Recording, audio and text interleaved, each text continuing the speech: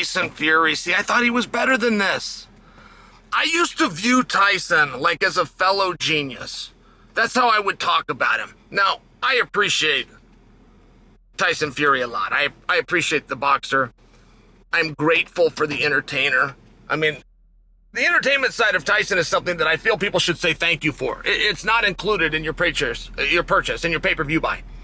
One day, Tyson Fury looked at what he was offering the crowd, which is lefts and right hands about the chest, face, neck, head, and body, and realized that's not enough. For 2 hours of your time, for $50 of your money, me throwing lefts and right hands with pillows on against unnamed assailants who can barely protect themselves, it's not enough. He said, I'm going to start entertaining. I'm going to start singing. Give me a microphone. Give me a cooler wardrobe. Give me something fun to walk out to. But he did these things, and he did them on his own. And I think that's awesome. He is worth 2 hours of our time, and he is worth that money that we part with. And not just because he's going to throw lefts and right hands with pillows. He's going to entertain us after that. He's going to talk to the crowd. He's going to do something cool on the way out. Who knows? His dad might come and dance a little and take his shirt off, which is good, solid television. He might bring that beautiful blonde-haired wife and sing and serenade. Like, that's really good stuff. I value that. But because he did that, I put him into a different category. I thought that he could understand and entertain on a different, more sophisticated level. The level that I brought to all of you would be a way to say that without being disgusting and shining my own wheels. But this is what I thought. Now he's in a back and forth with Jon Jones. And the whole I can beat you as long as, right? Like anytime that you offer that, just stop. And a smart guy would. A guy that I held Tyson to the esteem of would. Right? I will beat your ass. That's a statement you will get from Chael Sonnen. Directly to you, whoever you might be. But I will stop it right there. There will not be a follow-up. I will not say as long as you weigh less than 300 pounds. I will not say as long as you are over 25 years of age. I will not say as long as your coach and your father and your mother sign off on this and your commission tells you, I will beat your ass. But that comes from a true tough guy. I thought Tyson was. Tyson throws into Jon Jones, I will beat you. In boxing, as long as there's plenty of money and you can get Dana White to agree. Like, it doesn't really matter what comes after that. You're either a tough guy or you aren't. A tough guy will make a statement like the one presented by yours truly.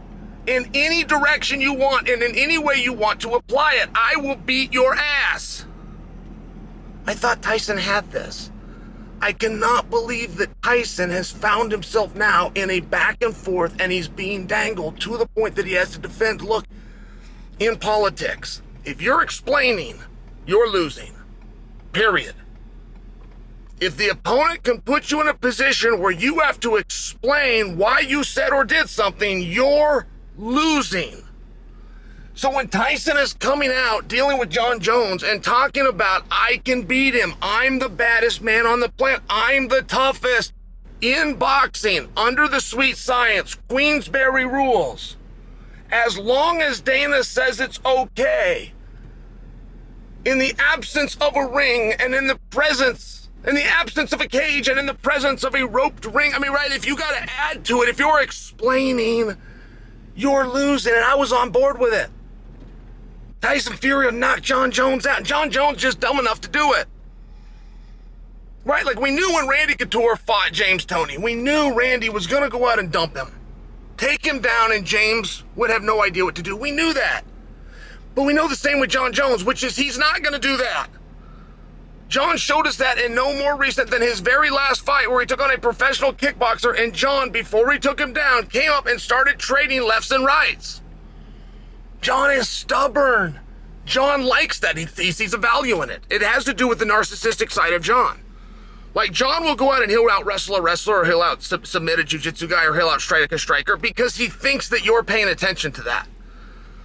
He reads what somebody says to him somewhere that, oh, you'll never stand with this guy. And then Jon will go and stand with him thinking that you'll come back and give credit and go, wow, I never thought that you do that. But there, look, you did it.